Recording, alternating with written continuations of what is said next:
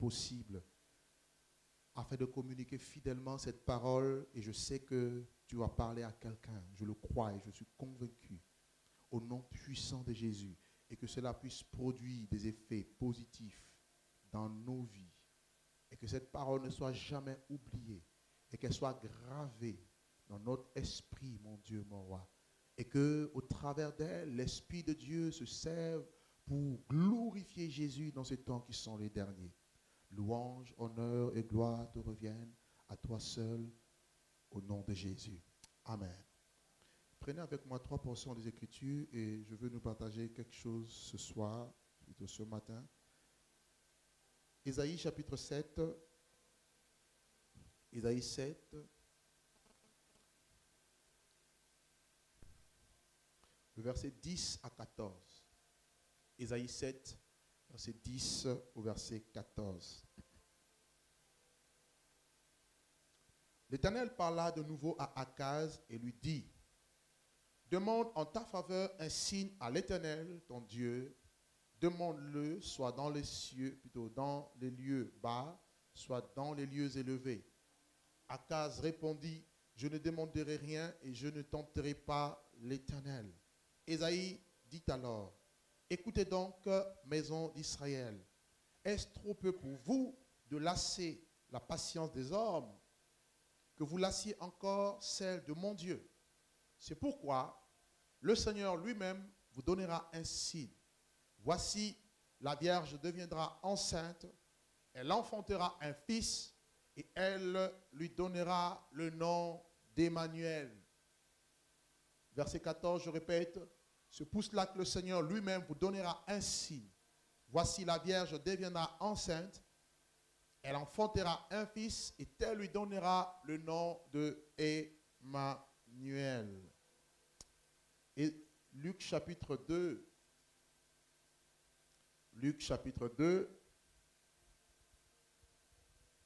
à partir du verset 25 jusqu'au verset 34. Luc chapitre 2, le verset 25 au verset 34. Et voici, il y avait à Jérusalem un homme appelé Siméon. Cet homme était juste et pieux. Il attendait la consolation d'Israël et l'Esprit Saint était sur lui. Il avait été divinement averti par le Saint-Esprit qu'il ne mourrait point avant d'avoir vu le Christ du Seigneur. Il vint au temple poussé par l'Esprit, et comme les parents leur apportaient le petit enfant Jésus pour accomplir à son égard ce qu'ordonnait la loi, il le reçut dans ses bras, bénit Dieu et dit: maintenant, Seigneur, tu laisses ton serviteur s'en aller en paix selon ta parole, car mes yeux ont vu ton salut, salut que tu as préparé devant tous les peuples, lumière pour éclairer les nations et gloire d'Israël, ton peuple. Et son père et sa mère étaient dans l'admiration des choses qu'on disait de lui. Et Siméon les bénit et dit à Marie, sa mère: voici, cet enfant est destiné à amener la chute et le relèvement de beaucoup en Israël et à devenir un signe qui provoquera la contradiction. Il est appelé à devenir un signe qui provoquera la contradiction. Tel est le thème de ma prédication ce matin. Un signe qui provoque la contradiction. Un signe qui provoque la contradiction. Un signe qui provoque la contradiction. Alléluia. Et vous allez prendre un dernier texte, c'est dans le livre de Apocalypse chapitre 12. Apocalypse chapitre 12, nous prenons à partir du premier verset jusqu'au verset 6. Apocalypse 12, le verset 1er jusqu'au verset 6.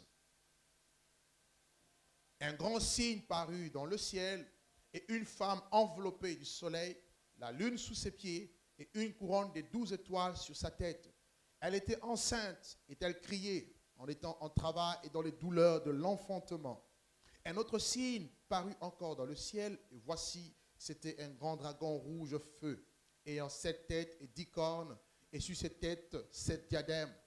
Sa queue entraînait le tiers des étoiles du ciel et le jetait sur la terre.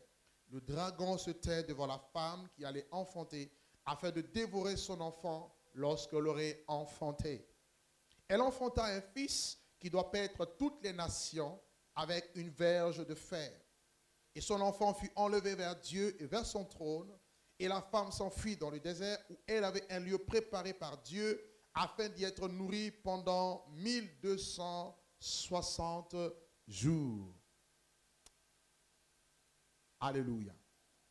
Ici, les 3 textes que nous venons de lire, nous voyons le mot signe qui revient.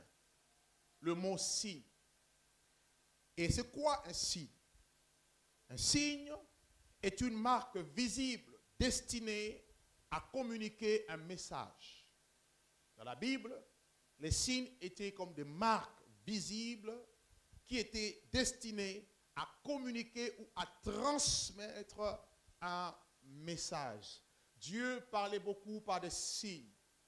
Et regardez, lorsque Caïn va pécher en tuant son frère Abel, des Genèse dans chapitre 4, la Bible dira que Dieu va mettre un signe sur Caïn, de sorte que quiconque le trouverait, que cette personne ne le tue pas. Voyez, Dieu a veillé sur Caïn à cause du signe, à cause de la marque qu'il avait apposée sur Caïn. Et un signe peut aussi être défini comme une chose concrète, quelque chose de concret, destiné à nous rappeler une réalité. Amen. Quelque chose de concret destiné à nous rappeler une réalité. Ou encore, ça peut aussi être un présage prophétique. Vous verrez, je vais en parler tout à l'heure rapidement, que lorsque par exemple Dieu a détruit la terre par le déluge au temps de Noé, à la fin du déluge, la Bible déclare qu'il y a eu un arc-en-ciel. Et l'arc-en-ciel était le signe de l'alliance entre Dieu et l'humanité, dans lequel Dieu s'engageait à ne plus détruire la race humaine par le déluge. Ce déluge qui a décimé toute la terre. Toute la terre était engloutie par des eaux. Et par le signe de l'arc-en-ciel, à chaque fois qu'il pleut, quand vous voyez l'arc-en-ciel, cela nous rappelle l'alliance que Dieu a conclue avec Noé, selon laquelle, que la terre ne serait plus jamais frappée par le déluge. Et le mot signe, en hébreu, mophet. Mophet, ou en grec, semeion, c'est aussi un symbole. Un signe parle aussi de symbole. Le signe, c'est aussi un symbole. Comme si Dieu venait, il a posé un symbole sur vous. Et le signe des enfants de Dieu aujourd'hui, c'est quoi? Le Saint-Esprit. Alléluia. En lui, vous aussi, après avoir entendu la parole de vérité, l'évangile de votre salut, en lui, vous avez cru et vous avez été scellés du Saint-Esprit, lequel est un gage pour la rédemption de ceux que Dieu s'est acquis pour célébrer sa gloire. Le Saint-Esprit en nous est un signe, est une marque, certes invisible, mais qui démontre notre appartenance à Dieu. Alléluia. Je ne m'appartiens plus, je n'appartiens plus au monde, mais j'appartiens à Dieu. Mon corps est devenu le temple du Saint-Esprit. Il fait de moi une demeure, une habitation de Dieu en esprit. Je suis sa maison. Je suis l'adresse de Dieu sur terre. Parce qu'il y a un signe invisible, une marque que certes avec tes yeux physiques tu ne pourras voir, mais spirituellement, et ceux qui sont dans le monde spirituel peuvent te dire tu es différent des autres parce que quelque chose brille en toi. C'est la marque de Dieu, le signe de Dieu sur ta vie. Amen. Et vous allez voir que dans la Bible, il y a plusieurs signes. Et le signe est toujours porteur d'un message. Et nous-mêmes, chrétiens, enfants de Dieu, Église, n'est-ce pas que Paul dit que nous sommes une lettre de Christ? Une lettre écrite par le ministère de Paul, par le ministère de l'Esprit, non avec de l'encre, mais avec de l'Esprit de Dieu et sur des tables de chair et non sur des tables de pierre. Nous sommes un message, nous sommes la lettre de Dieu pour l'humanité. Voilà pourquoi nous sommes aussi appelés ambassadeurs de Dieu.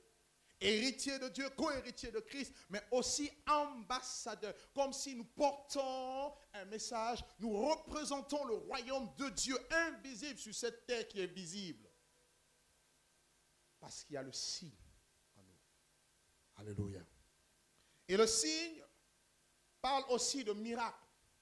Dans la Bible, quand on parle de signe, on voit aussi les miracles. Voyez? Les miracles. Et je vais m'expliquer. Et le signe, dans toute la Bible, ont 7 fonctions majeures. Il y a 7 fonctions majeures des signes dans la Bible.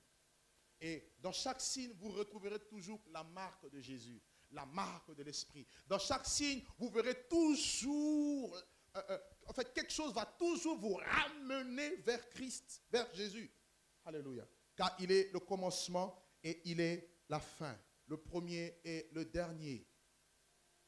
Et quelles sont les 7 fonctions majeures des signes? Premièrement, les signes sont appelés à emmener la connaissance de Dieu. Quand on voit le signe, on aboutit à connaître Dieu. C'est pourquoi je veux commencer par le passage que je vous ai donné dans le livre de Ésaïe chapitre 7. Où Dieu dit lui-même, je vous donnerai un signe. Dieu lui-même donne un signe. Exode chapitre 7, le verset 3 en parle. Exode 7, verset 3 nous parle de signes qui amènent la connaissance de Dieu. Deuxièmement, le signe sert de protection. Lorsque Dieu appose, quand il a apposé le signe sur Caïn, quand Dieu a dit quiconque verrait Caïn ne le tuerait pas, Caïn était en sécurité parce qu'il pouvait aller partout sur cette terre parce qu'il avait peur, parce qu'il avait tué son frère. Il pensait que, comme Dieu est un Dieu juste, il allait le venger. Mais le signe sur la vie de Caïn était la protection de Caïn. Caïn pouvait être sûr qu'il était sous la protection divine. Amen. Oh mon Dieu. Et le dimanche passé, je vous ai parlé de l'agneau immolé. Je vous ai montré comment Dieu avait demandé à ce qu'on applique le sang sur le linteau. De sorte que lorsque l'ange de la mort viendrait la nuit pour frapper tous les premiers-nés qui étaient en Égypte, mais partout où il verrait le signe, il passerait outre à cause de la marque de Dieu qui était apposée. Donc le signe sert de protection. Troisièmement, le signe sert à faire augmenter notre foi. Le signe sert à faire augmenter. D'une part, à faire naître la foi. De l'autre côté, à augmenter la foi. Bien. Nombre chapitre 14, le verset 11 en parle. La quatrième fonction des signes, c'est quoi? Les signes nous rappellent les délivrances du passé. Amen. Le signe nous rappelle les délivrances du passé. Toujours dans le but de renforcer notre foi.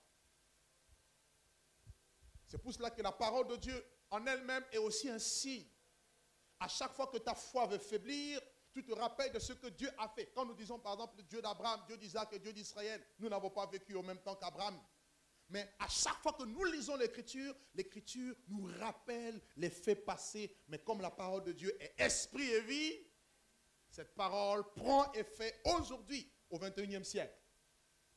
Dieu n'est pas un Dieu des morts, mais un Dieu des vivants. Est-ce que vous comprenez?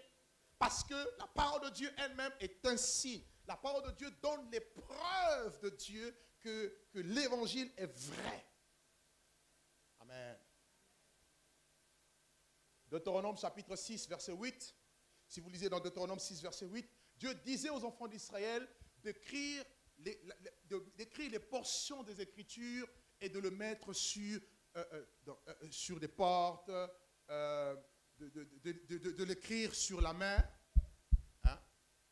Ils avaient comme des phylactères aussi, et partout où ils passaient, ils pouvaient lire la parole de Dieu.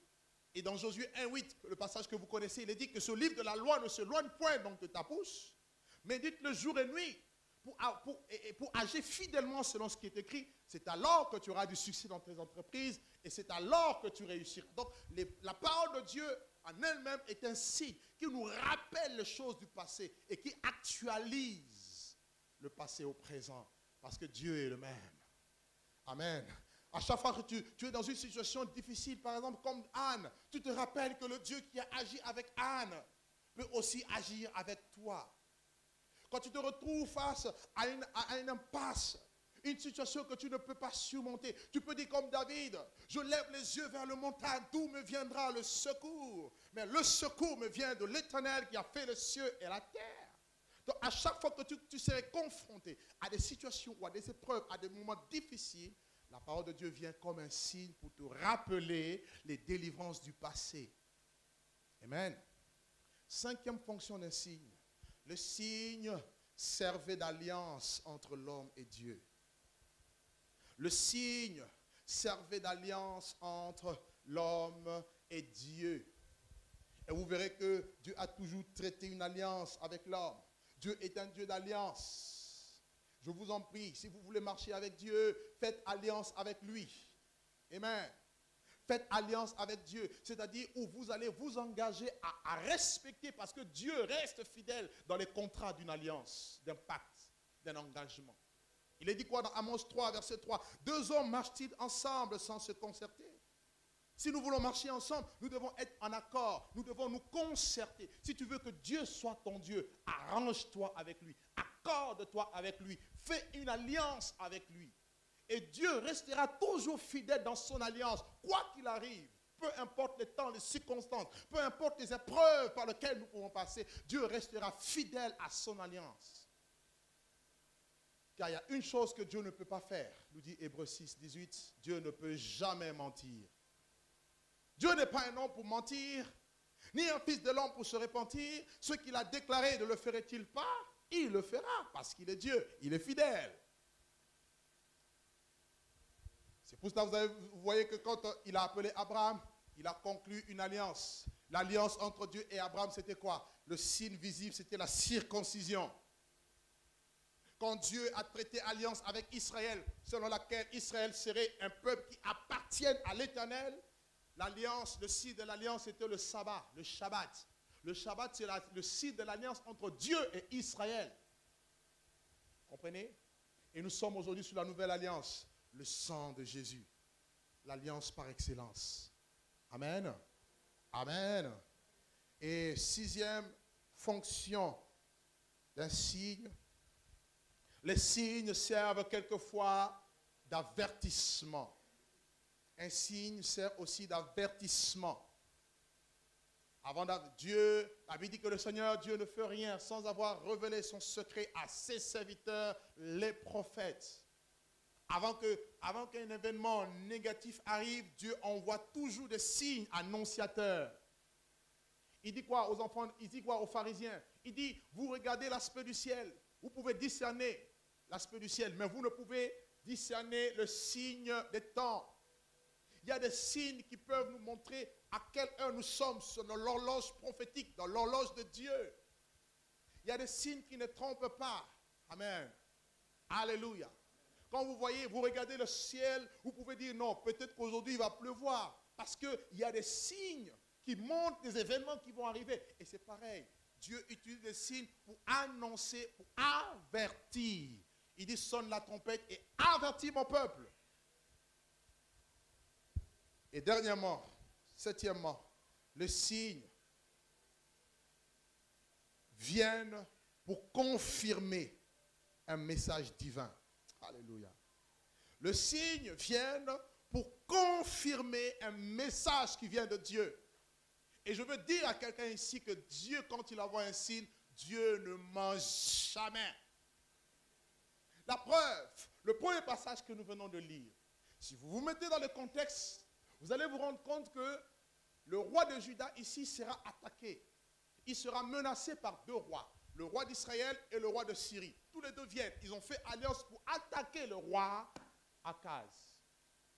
Et dans sa frayeur, il va écrire à Dieu. Et pendant qu'il crie à Dieu, Dieu va révéler le secret à Ésaïe le prophète. Un des prophètes qu'on appelle le prophète messianique. Ésaïe s'emmène avec son fils et Ésaïe vient et donne le message à Akaz. Il parle sous l'onction de Dieu. Il prophétise, il prophétise, il prophétise. Et à la fin, il dit maintenant à Akaz, demande un signe à Dieu pour confirmer ce que je viens de te dire. Akaz a compris, non, Dieu est tellement grand que je ne veux pas demander de signe. Ésaïe lui-même, sous l'onction de l'Esprit, l'Esprit de Dieu l'anime, parce que la Bible dit que ce n'est pas par une volonté d'homme qu'une prophétie a jamais été apportée. C'est poussé par l'Esprit de Dieu que les hommes ont parlé de la part de Dieu. Le même Esprit arrive et le même Esprit dit maintenant à Ésaïe, dit à Akaz, dit à la maison d'Israël. Donc le message du signe, ce n'était plus pour Akaz seul, mais c'était pour toute la nation d'Israël. Il dit, voici, la Vierge deviendra enceinte. Oh my God. Je dis bien, il y a signe et signe. C'est un signe que vous ne verrez jamais dans l'humanité. Pourquoi? Parce que c'est impossible qu'une vierge devienne enceinte sans le concours avec un homme. Il faut qu'il y ait un homme et une femme qui partent ensemble pour qu'il y ait le miracle de la création, qu'un être humain soit placé dans le placenta d'une femme. Mais Dieu dit non, moi je vous donne un signe. Un jour viendra, un temps viendra où une vierge, parmi les enfants d'Israël, parmi la maison de David, c'est-à-dire Juda, elle deviendra enceinte. Et elle enfantera un fils, et on lui donnera le nom de Emmanuel. Et tout le monde en Israël savait c'est quoi le mot Emmanuel. Emmanuel signifie Dieu avec nous, Dieu parmi nous. Donc ce qui signifie que Dieu allait venir comme un homme pour deux raisons majeures. D'abord pour Israël et ensuite pour les nations. Mais cette prophétie ne s'est pas réalisée aussitôt. Le signe a été donné. Mais cette parole va avoir son accomplissement, s'il vous plaît, 8 siècles après. Comme pour dire que Dieu n'est pas pressé. Souvent, nous avons tendance, quand nous ne voyons pas la main de Dieu arriver, on se décourage, on abandonne, frère. Je veux dire à quelqu'un ici, le temps ne t'appartient pas. Dieu seul reste souverain. Dieu seul reste maître des temps et des circonstances. Ce qui est sûr, ce que sa bouche déclare, sa main l'accomplira. Et il est un temps fixé dans le calendrier de Dieu. C'est pour cela que Galates 4 nous dit, lorsque le temps fut accompli. Donc il y a un temps pour l'accomplissement du temps, pour l'accomplissement de la parole de Dieu. Lorsque le temps fut accompli, Dieu envoya son fils, né d'une femme et né sous la loi. Et comment est-ce que cette naissance est venue? Par un signe. Je parle ce matin d'un signe qui provoque la contradiction. Et vous allez me comprendre tout à l'heure. L'ange sera envoyé auprès de Marie. Gabriel, homme de Dieu, celui qui se tient devant Dieu. Quand Dieu donne un message, c'est le premier archange dans le cortège céleste qui saisit cette parole pour venir l'annoncer aux hommes. Et voilà que l'ange vient au 6e mois, après avoir été envoyé auprès de Zacharie pour annoncer la naissance de Jean-Baptiste, que Jean-Baptiste viendrait. La voix de celui qui crie dans le désert. Il marchera avec l'esprit et la puissance d'Élie. La main de l'Éternel sera sur sa vie. Et cette prophétie s'est accomplie littéralement. Élisabeth, qui était déjà vieille, elle va concevoir dans sa vieillesse. Et voici le 6e mois arrive. Le même ange arrive auprès de Marie, cette vierge dont le signe avait autrefois été prédit de la part de l'Éternel. Jéhovah Jireh, le Tout-Puissant qui n'oublie jamais. Oh my God, l'ange arrive, l'ange désigne Marie comme si elle était la plus heureuse parmi toutes les jeunes filles qui étaient, n'est-ce pas, en Juda, à Bethléem, à ce temps-là. Il dit, je te salue toi à qui une grâce a été donnée. Tu es heureuse parmi toutes les femmes. Le Seigneur est avec toi. Voici, tu deviendras enceinte. Tu enfanteras un fils et tu lui donneras le nom de Emmanuel pour dire que le signe qui a été autrefois prédit par Dieu, par la bouche de son serviteur Ésaïe, vient de trouver son accomplissement. Marie elle-même doute. Elle doute parce que ceci était inconcevable. Elle dit non, comment cela peut-il se passer alors que je ne connais point d'homme? L'ange lui dit, non, ne te pose pas de questions. Et je veux dire à quelqu'un ici, ne te pose pas de questions. Comment la chose va arriver? Ce que Dieu a dit va arriver. Comment, je ne sais pas, mais elle arrivera. Je croyais que tu allais dire un grand amen. Je dis bien, la promesse de Dieu dans ta vie, elle arrivera. Comment, je ne sais pas. Dieu m'a dit, j'aurai des immeubles. Je ne sais pas comment je vais les avoir, mais je les aurai.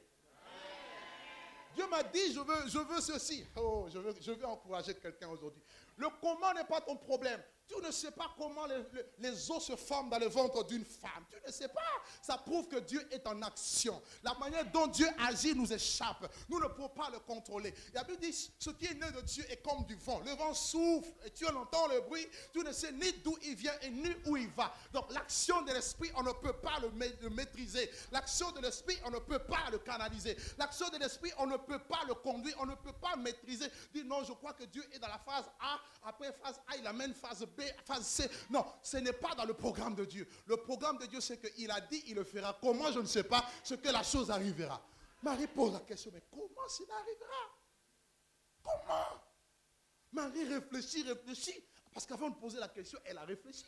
Elle dit, mais non, je suis avec Joseph. On n'est même pas mariés et tout ça. Et même, Emmanuel ne peut pas venir de la relation de Joseph et moi. L'ange lui dit, non. Le Saint-Esprit viendra sur toi et la puissance du Très-Haut te couvrira de son ombre. Oui, la puissance du Très-Haut.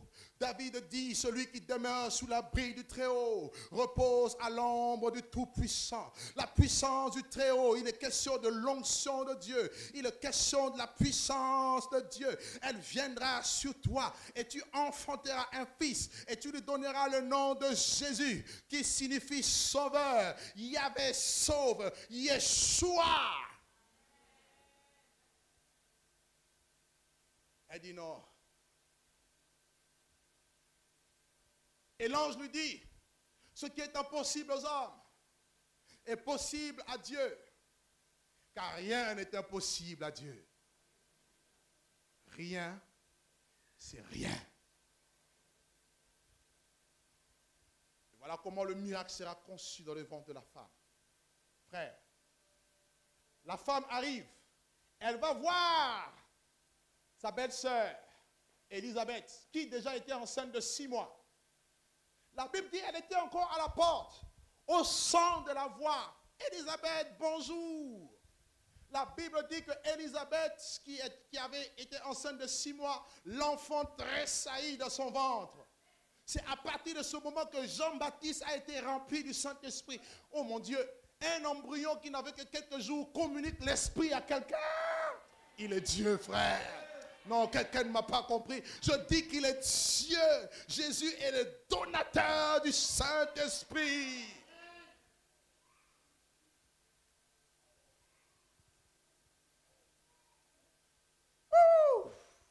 Jesus Christ.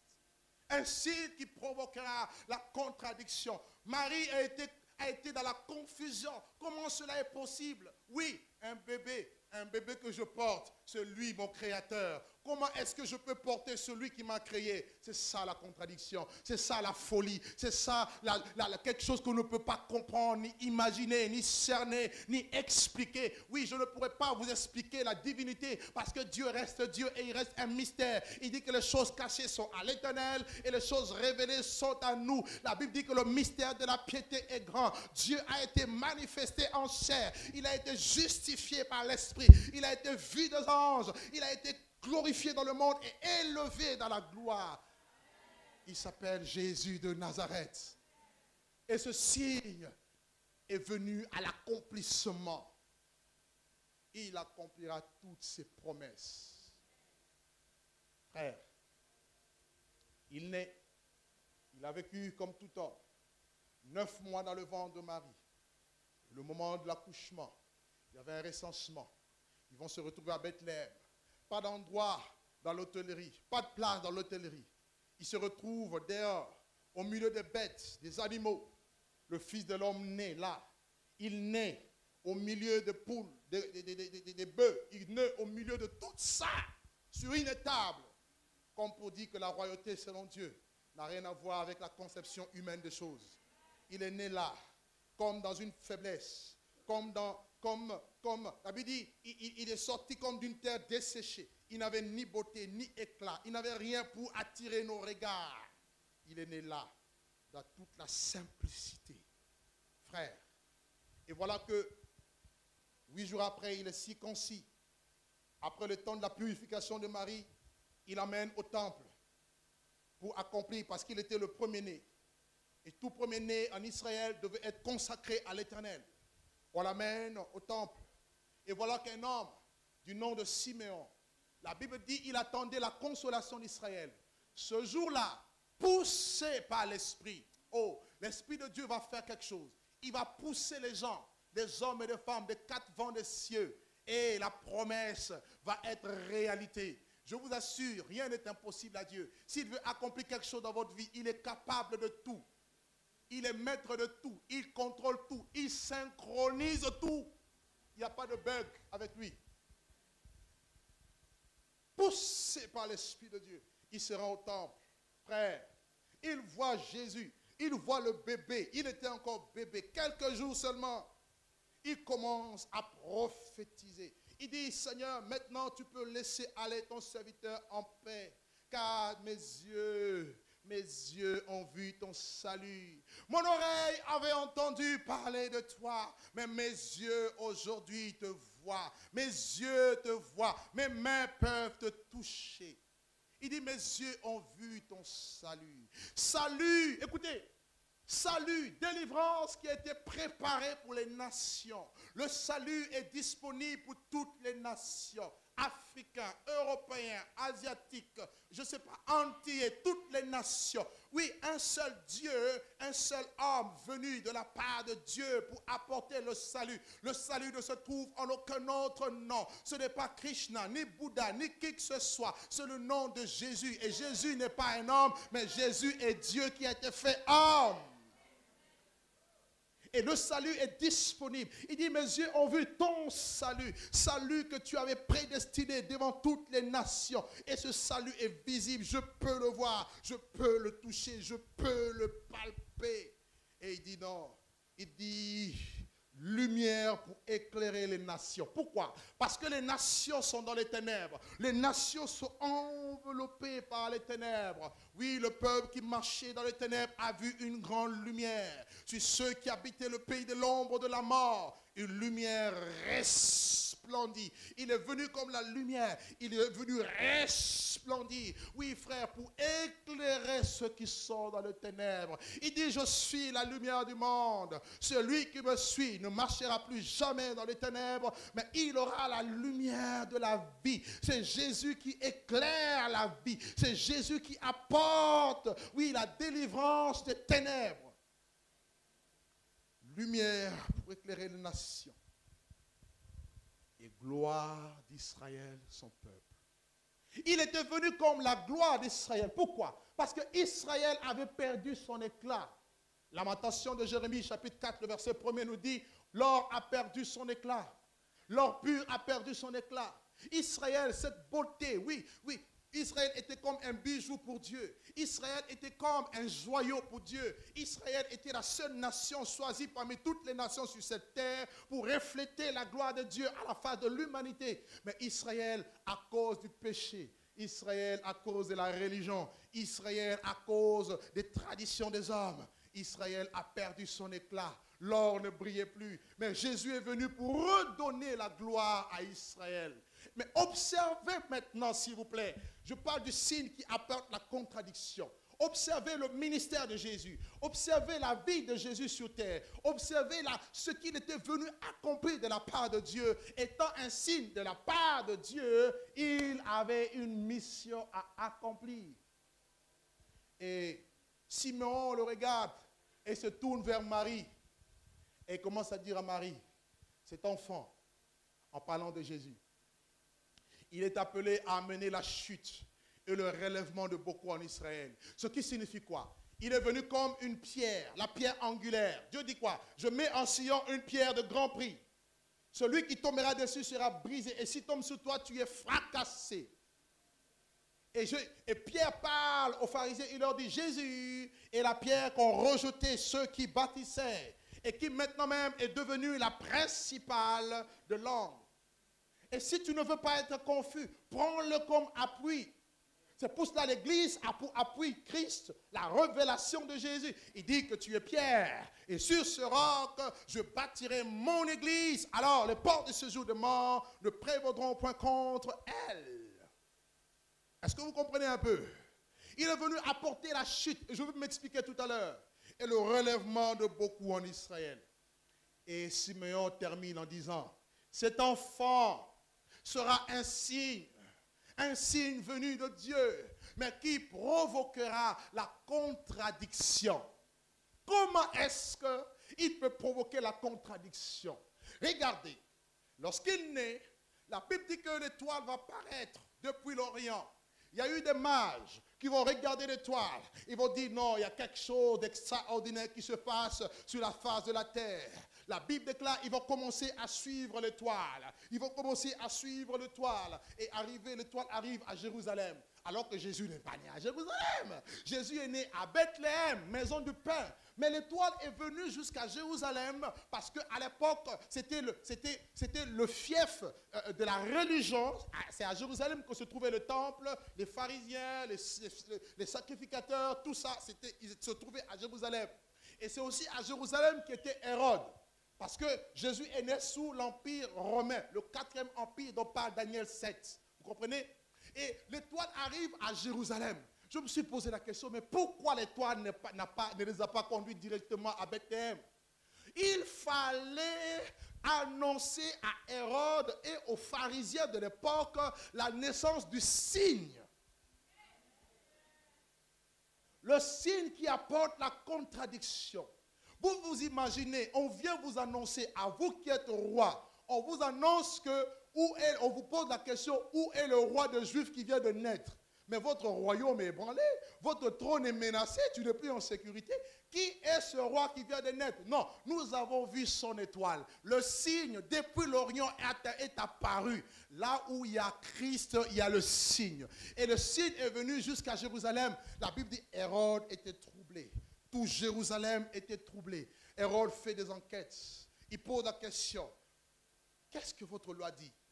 Oui, dans la loi, il était écrit, dans le livre de Michée, chapitre 5, et toi, Bethléem, Ephrata, de toi, une petite d'entre les milliers de Judas, mais de toi sortira pour moi celui qui gouvernera les nations, et dont les activités remontent au jour de l'éternité, de l'Antiquité. Hérode a su qu'un événement venait se produire. Hérode a su que Christ, le roi de rois, venait de naître. Alléluia. Et qu'est-ce qui s'est passé? Hérode s'est mis en colère et il a demandé à ce que tous les enfants soient tués de 0 à 2 ans. Voyez le signe qui produit la contradiction? Il est venu amener la confusion dans le camp d'Hérode. Et je veux dire à quelqu'un ici, depuis que tu as donné ta vie à Jésus, depuis que tu as accepté de rentrer dans le ministère, dans l'appel que Dieu t'a adressé, sache que du camp d'Hérode, un décret a été signé. Le décret selon lequel tu dois mourir. Le décret selon lequel tu dois t'arrêter parce que ce qui dérange le monde de ténèbres, ce n'est pas tant les choses visibles, mais c'est la présence de Jésus dans ta vie. Je veux dire à quelqu'un ici, tu es aussi un signe qui est appelé à mener la contradiction. Il y a des réunions mystiques qui se font. Il y a des satanistes qui parlent, qui déclarent des paroles pour que tu meurs, pour que tu ne vives plus, pour que tes entreprises tombent, pour que ta vie n'avance pas. Mais je veux te dire qu'ils seront tous dans la confusion à cause de Jésus qui vit en toi. Alléluia. Alléluia. Gloire à Dieu. En quoi la naissance d'un bébé peut-elle troubler un vieux papa?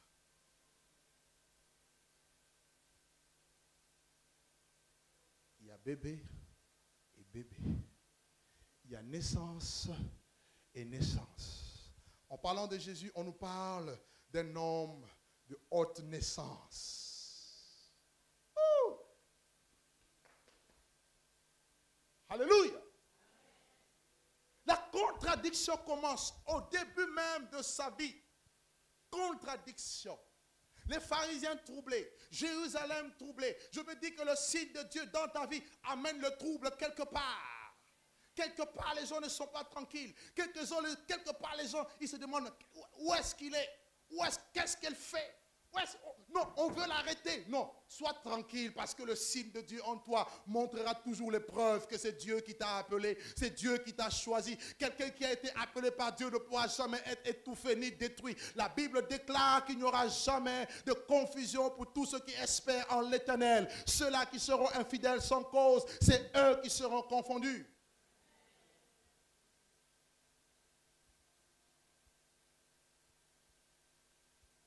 Dieu vient en songe et révèle à Joseph, il faut que tu partes en Égypte. Joseph prend le petit avec sa mère, ils partent en Égypte pendant quelques temps jusqu'à ce que Hérode meure. Frère, divinement avertis en songe, ils reviennent et par la suite, ils vont s'installer à Nazareth. Le temps va évoluer. Et Jésus va rentrer à l'âge de 30 ans, pratiquement, dans son ministère. Et regardez maintenant son ministère. Simeon avait dit que cet enfant est un signe qui provoque la contradiction. Alors que Israël était sous la domination romaine, alors que Israël attendait le Messie, vous voyez, lorsque le Messie arrive, Israël ne le reconnaît pas. Vous avez vu dans Apocalypse 12, on l'a lu, il y a eu un grand signe qui est apparu dans le ciel. Une femme enveloppée du soleil et la lune sous ses pieds. Et les 12 étoiles étaient la couronne de sa tête. C'est l'image d'Israël. Cette femme est l'image d'Israël qui a donné naissance à Christ. Elle était en travail. Elle a donné naissance à Jésus. Et regardez, quand elle a donné naissance à Jésus, la Bible dit au Fils. La Bible dit que le dragon, qui est le diable, qu'est-ce qu'il a fait? Il est venu pour dévorer l'enfant. Le diable est venu pour dévorer l'enfant. Et détruire aussi la femme. Parce que l'enfant, c'est celui qui doit paître les nations avec une verge de fer. Il est question du Shiloh, le roi des rois, avec le bâton souverain qui ne s'écartera jamais de ses pieds. Vous voyez? Cette prophétie s'est littéralement accomplie. Et Jésus entrant maintenant dans son ministère, il va poussé par l'Esprit. Jean le baptise. Et regardez, lorsqu'il sort de l'eau, la Bible dit, pendant que Jésus priait, le ciel va s'ouvrir. Et une voix va parler depuis le ciel. Celui-ci est mon fils, en qui je mis toute mon affection. Et la parole de Dieu nous déclare que l'Esprit de Dieu va descendre sur lui sous une forme de colombe. Et Jésus poussé, rempli de l'Esprit, et poussé par l'Esprit dans le désert pour 40 jours. Regardez, il va là-bas 40 jours pour jeûner, pour être devant la présence de Dieu. Mais au bout de son jeûne, la Bible dit que le tentateur va venir. Le diable, comme pour dire que si vous avez en vous le signe de Dieu, la contradiction se lève contre vous. Le diable se lève avant même que vous ne finissiez votre temps de jeûne et prière, avant même que vous arrêtiez ceux pour lesquels vous vous êtes mis à part pour Dieu. Le diable arrive et le diable essaie de vous troubler. Le diable essaie de fomenter, de mettre la confusion dans votre esprit. Le diable arrive et il dit si tu es fils de Dieu, alors qu'il est fils de Dieu, il n'a pas besoin du témoignage du diable. Il le sait, je suis fils de Dieu. Tu es fille de Dieu. La Bible dit l'Esprit de Dieu rend témoignage à mon esprit que je suis enfant de Dieu. Alléluia. Je n'ai pas besoin de douter que je suis enfant de Dieu. Est-ce que vous comprenez un peu? Si tu es fils de Dieu, transforme ce pierre en pain. Jésus dit non. Il est écrit, l'homme ne vivra pas de pain seulement, mais de toute parole qui sort de la bouche de Dieu. Il le transporte sur une montagne. Il dit, jette-toi en bas, car il est écrit qu'il enverra des anges et qui te porteront par les mains. Il dit, non, tu ne tenteras pas le Seigneur, ton Dieu. Et il l'emmène sur une haute montagne. Il lui montre le royaume de la terre. Jésus lui dit, non, tu adoreras le Seigneur, ton Dieu, et tu le serviras lui seul. Et la Bible dit, après l'avoir tenté de toutes ces manières, il s'est éloigné. Donc, vous devez comprendre, en tant que porteur du signe de Dieu, le diable se met en contradiction contre vous. Il se met en opposition contre vous, contre ce que Dieu a déclaré pour vous, contre la mission que Dieu vous a confiée. Mettez-les en esprit. Le diable vient toujours au début et il essaie de venir toujours à la fin. Toujours. C'est pour cela qu'il faut le vaincre. C'est pour cela qu'il ne faut pas se laisser avoir par la contradiction. Jésus le savait. Il avait faim. Il pouvait bien changer les pierres en pain. Mais il dit non, je ne peux pas céder à la volonté du diable. Car ma nourriture est de faire la volonté de celui qui m'a envoyé et d'accomplir son œuvre. Est-ce que quelqu'un me suit jusque-là? Je parle d'un signe qui provoque la contradiction. Donc comprenez qu'avec le signe de Dieu, vous provoquez la contradiction, l'opposition dans le royaume des ténèbres. Le diable ne dort pas, les démons ne dorment pas. Il se dit, voici une nouvelle église qui vient de naître. Alors on va tout faire pour l'étouffer. Parce qu'il sait que vous dérangez. Il va utiliser n'importe quel moyen pour arriver à ses fins. Mais nous n'allons pas céder. Non, quelqu'un ne m'a pas compris. Nous n'allons pas céder. Nous allons confronter l'ennemi parce que nous savons que nous sommes dans le camp du plus fort. Il dit quoi? Il dit, soumettez-vous à Dieu et résistez au diable et il fuira. Qui veut que le diable fuit ici? Moi. Qui veut que le diable fuit? Soumets-toi à Dieu. Et ensuite résiste-lui. Quand il vient avec des pensées négatives, de toute façon tu es un vaurien. Tu n'as pas d'importance. Dis-lui non, c'est faux. Je suis une habitation de Dieu en esprit.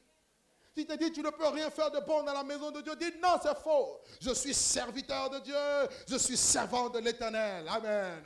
Si le diable arrive et dit non, toi, de toute façon, tu mourras comme ça, rien de bon. Y a-t-il quelque chose de bon qui peut sortir de Nazareth? Oui.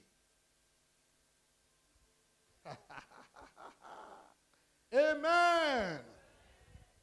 Christ a démontré sa force par la victoire sur la tentation. Voici la contradiction qui a commencé. Mais sachez que le diable ne va pas vous laisser tranquille. Si vous arrivez avec les démons, vous arrivez à être délivré de la puissance des ténèbres, les liens familiaux sont tombés, les chaînes ont été brisées, je suis délivré, je suis libre, alléluia, gloire à Dieu. Ne te dis pas que c'est fini. Il reviendra, il rôde comme un lion rugissant, cherchant qui dévorer. C'est pour cela que vous voyez que dans le ministère de Jésus, le diable va utiliser deux systèmes. Le premier système, c'est le système politique. C'est-à-dire les rois, les tétrarques qui étaient à l'époque. Vous voyez? Ça, c'est le premier système que le diable utilise. Car le monde entier est sous son pouvoir. Un jour même, pendant son ministère, quelqu'un vient dire à Jésus, Jésus, il faut que tu partes d'ici parce que Hérode veut te tuer. Voici la contradiction. Hérode veut te tuer. Il veut que tu meurs. Jésus dit non. Allez dire à ce renard, je fais des miracles aujourd'hui, demain et le troisième jour. Et le troisième jour, j'aurai fini.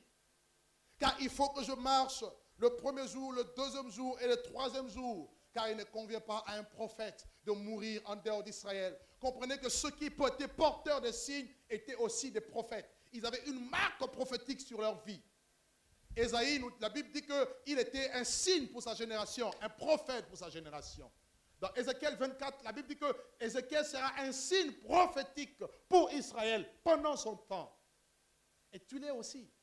Parce que tu es appelé à être la lumière du monde, à briller comme des flambeaux au milieu d'une génération perverse et corrompue. Telle est la mission de l'Éternel pour toi en ce temps précis.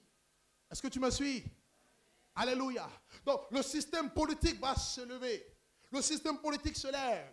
Mais Jésus n'a pas reculé parce que son temps n'était pas arrivé. Il savait que leur temps allait arriver, il serait arrêté.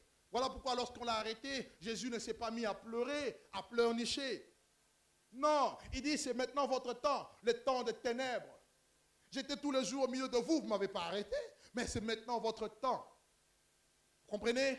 Donc le système politique se levait. Et de l'autre côté, il y a eu le système religieux, avec les pharisiens, les scribes, avec les gens qui sont toujours mécontents. Jésus était toujours confronté. À chaque fois qu'il faisait un miracle, il y en a qui lui disaient, mais non, Jésus, c'est un jour de sabbat. Tu n'as pas le droit de faire un miracle. Et Jésus leur disait, lequel de vous, le jour de sabbat, ne détache pas son bœuf ou l'âne? Hypocrite que vous êtes. Vous comprenez? Il était là toujours à le suivre. Tel que je suis là, il y a beaucoup de gens qui me suivent. Ils regardent, ils cherchent, ils fouillent. Pareil tel que tu es. Il y a des gens, peut-être que tu ne le sais pas. Tu es regardé. Les gens te suivent, ils te fouillent. Qu'est-ce qu'elle est devenue? Qu'est-ce qu'elle fait? Qu'est-ce qu'il fait? Qu'est-ce qu'il dit? Et vous n'allez pas m'attraper en flagrant délit. Dis à ton ami, sois tranquille, tu ne m'attraperas pas en flagrant délit. Alléluia. Parce que les pharisiens, quand ils observent Jésus, ils veulent attraper Jésus, hein, ils veulent l'attraper avec les paroles. Un jour, ils viennent, ils lui disent, maître, dis-nous, il nous montre une pièce de monnaie. Dis-nous, devons-nous payer l'impôt ou pas? Jésus le regarde parce que, oh non, Jésus avait la révélation, le discernement. Il dit non, par ruse. Ils ont posé la question par ruse. Jésus leur dit, montrez-moi une pièce. Il donne une pièce. De qui est-ce l'effigie et l'inscription? De César. Alors, rendez à César ce qui est à César et rendez à Dieu ce qui est à Dieu.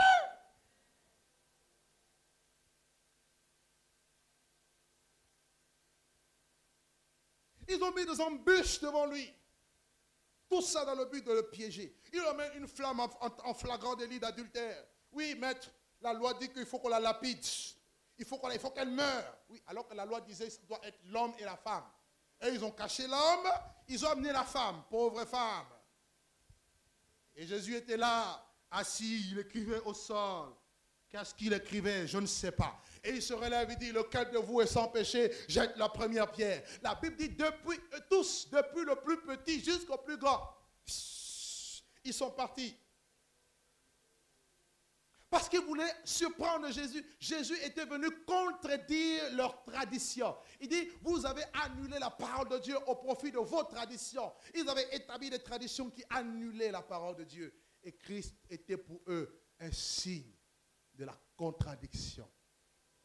Mais avant que cette parole s'accomplisse pleinement, il aurait fallu que Jésus meure. Or, la mort de Jésus était le complot de ces deux systèmes. C'était le complot du système politique et du système religieux. Psaume chapitre 2 le dit. Si vous lisez Psaume 2, 1 à 3 ou 1 à 4, il est dit, pourquoi ce tumulte parmi les nations et ces vaines pensées parmi le peuple?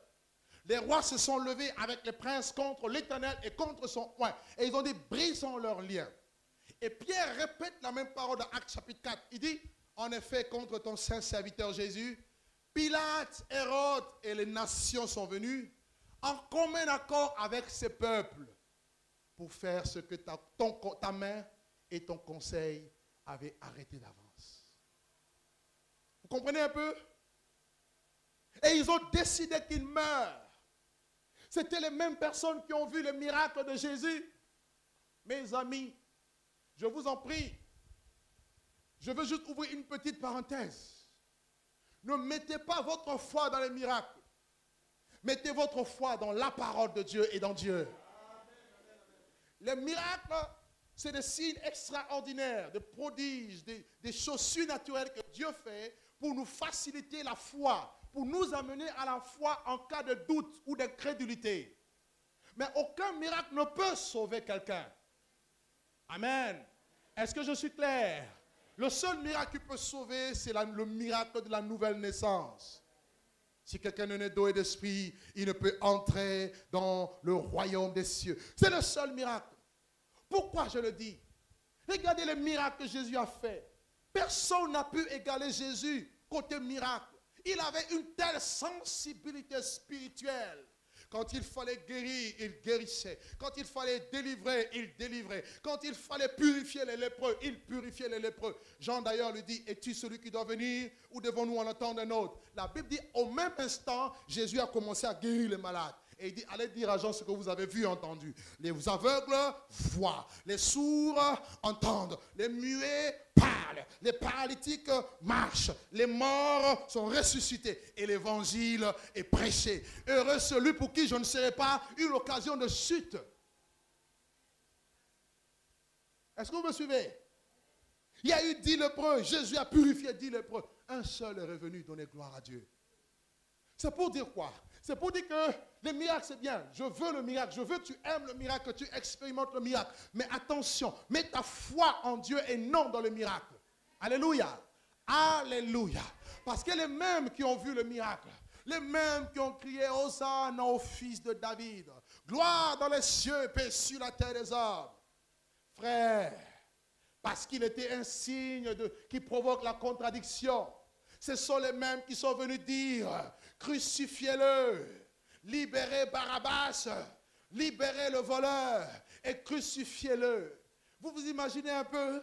Un signe qui provoque la contradiction. Les mêmes personnes à qui vous pouvez vous faire du bien, ce sont les mêmes qui peuvent se retourner contre vous. Mais attention, pendant ce moment-là, n'ouvrez pas votre bouche pour maudire. N'ouvrez pas votre bouche pour dire quoi que ce soit. Restez silencieux. Gardez le silence, car il y a un Dieu dans les cieux qui vous justifiera un jour. Il y a un Dieu qui est dans les cieux, qui viendra un jour manifester, oui, la confusion dans le camp de tes ennemis. Ils ont dit crucifiez-le. Il était là, Jésus était là. Oh, devant la foule, il regarde la foule lorsqu'il était jugé par Pilate. Et tout le monde qui criait libérez Barabbas, libérez Barabbas. Voilà le signe qui produit la contradiction. Oui, n'est-ce pas moi qui vous ai nourri? N'est-ce pas moi qui ai chassé les démons dans vos vies? N'est-ce pas moi qui vous ai fait tellement du bien? Mais aujourd'hui, vous me crucifiez. Il a accepté la crucifixion. Frère, il a accepté la souffrance. Il a accepté le rejet. Le problème, c'est d'accepter. Accepte que les gens te font du mal, te fassent du mal. Accepte. Même quand c'est difficile, dis Seigneur, aide-moi s'il te plaît. Mais j'accepte. Endosse. Porte le poids sur toi. Car viendra un jour où tes ennemis changeront de langage. Quelqu'un ne m'a pas compris. Je dis, tu es un signe qui produit la contradiction. Viendra un jour où tes ennemis changeront de langage à ton égard. La Bible déclare dans le livre de Proverbes au chapitre 16, de verset 7, quand l'Éternel approuve les voies d'un homme, il dispose favorablement à son égard même ses ennemis. Alléluia. Il a accepté sous le poids de la souffrance, méprisé, rejeté, abandonné des hommes. La Bible dit homme de douleur. Voyez-vous, habitué à la souffrance. C'est comme si la souffrance était devenue une habitude pour lui. Il a été habitué à la souffrance. La Bible dit semblable à un agneau qu'on mène dans la boucherie. On l'a dédaigné, on l'a méprisé. On n'a fait de lui aucun cas. Il a porté nos péchés. Il a porté nos souffrances. Il était là. Une seule parole a été libérée à la croix. Plutôt deux. La première, Élie, Élie, lama sabachthani. Pourquoi mon père m'as-tu abandonné? Et la deuxième parole, c'était Père, pardonne-leur, car ils ne savent ce qu'ils font. Frère, le diable peut te coller au mur. Le diable peut faire que même ta femme, ton mari, le plus proche de tes amis se retourne contre toi pour que tu puisses souffrir l'amertume et que tu déclares des paroles. Je te dis, ne le fais pas. Accepte la croix, bénis la personne, pardonne la personne. Viendra un jour où le match va changer. Quelqu'un ne m'a pas compris. Je dis que Jésus reste le signe qui produit la contradiction. Un jour viendra où les mêmes qui ont parlé en mal viendront dire non, non, non, non. Nous reconnaissons l'onction de Dieu dans ta vie. Nous reconnaissons le signe de Dieu dans ta vie. C'est le même décret qui a dit que tous les enfants mâles doivent être tués en Israël. Mais plutôt Moïse se retrouvait dans la maison de Pharaon. Comment expliquer? À cause du signe. Et c'est le même Moïse qui a délivré Israël de Pharaon. Dieu est un Dieu de signes. Et je veux dire que tu vas être le signe qui produit la contradiction. Pourquoi? À cause de ce qu'on appelle la puissance de la résurrection. Parce que tu vas mourir. La contradiction va faire que tu vas te retrouver seul. C'est difficile. Si vous avez vécu être entouré par des hommes, du jour au lendemain, vous vous retrouvez seul. Tout le monde vous abandonne. C'est une souffrance morale terrible, où il y en a même qui vont même aller jusqu'à se suicider, tellement que c'est dur. Vous voyez? Mais il a supporté, il a accepté. Mais c'est le même. Quand il a été ressuscité, les choses ont changé. Alléluia. Alléluia. Alléluia. Un signe qui provoque la contradiction. Et dans ce temps de la fin, Dieu veut se servir de l'Église pour apporter la contradiction. Être un signe pour amener la contradiction dans le camp du diable. Aujourd'hui, je vous parle.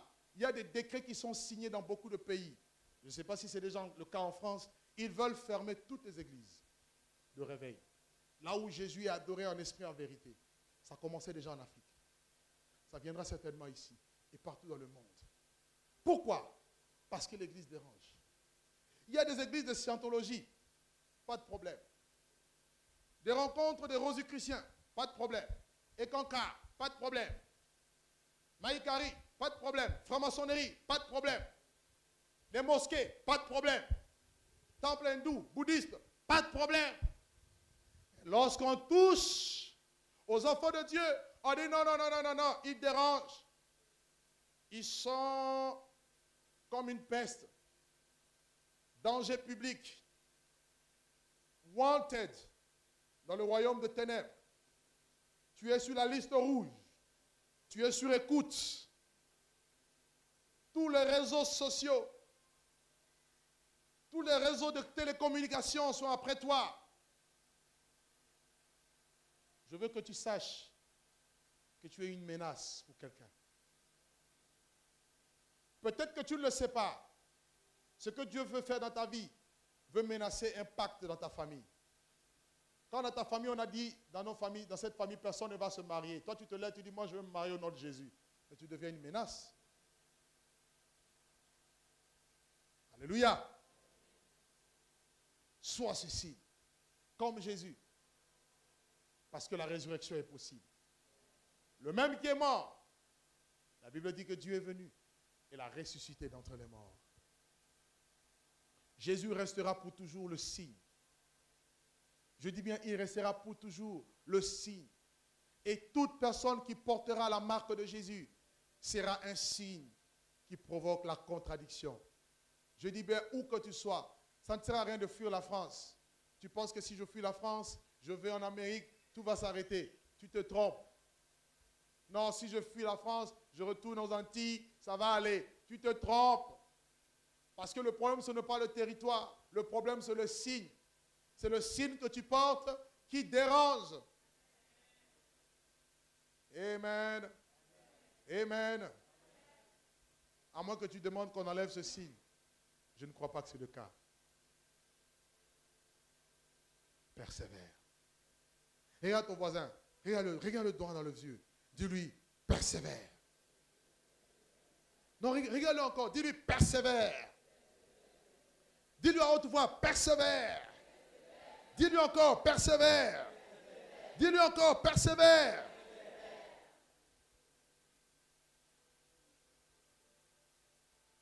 Un jour, Jésus disait à ses disciples, écoutez, il faut que j'aille à Jérusalem, que je meure et que le Fils de l'homme, le troisième jour, soit ressuscité. Pierre va lui dire, Seigneur, à Dieu ne plaise, cela ne m'arrivera pas. Qu'est-ce que Jésus a dit? Arrière de moi. Alors je vous laisse cette parole. À chaque fois que l'ennemi voudra que tu ne sois plus un signe qui produit la contradiction, dis-lui, arrière de moi.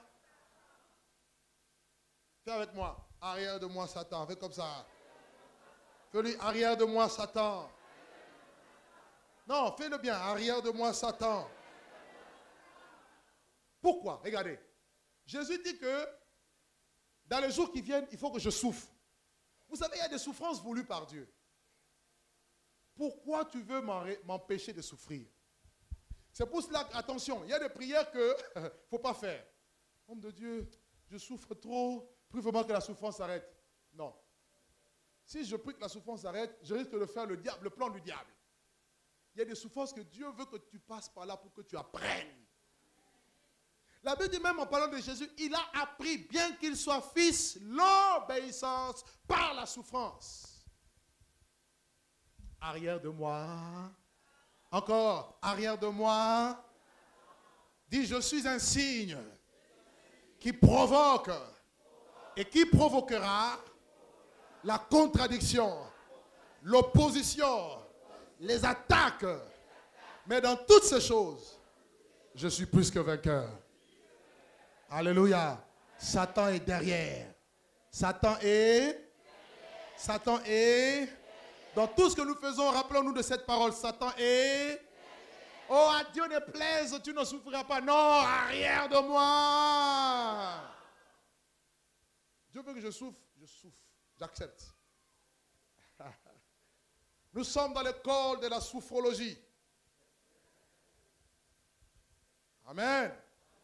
Que mon Dieu bénisse chacun d'entre nous. Accrochons-nous à Jésus et persévérons. Perçons au nom de Jésus-Christ de Nazareth. Acclamons Dieu très fort. Gloire à Dieu.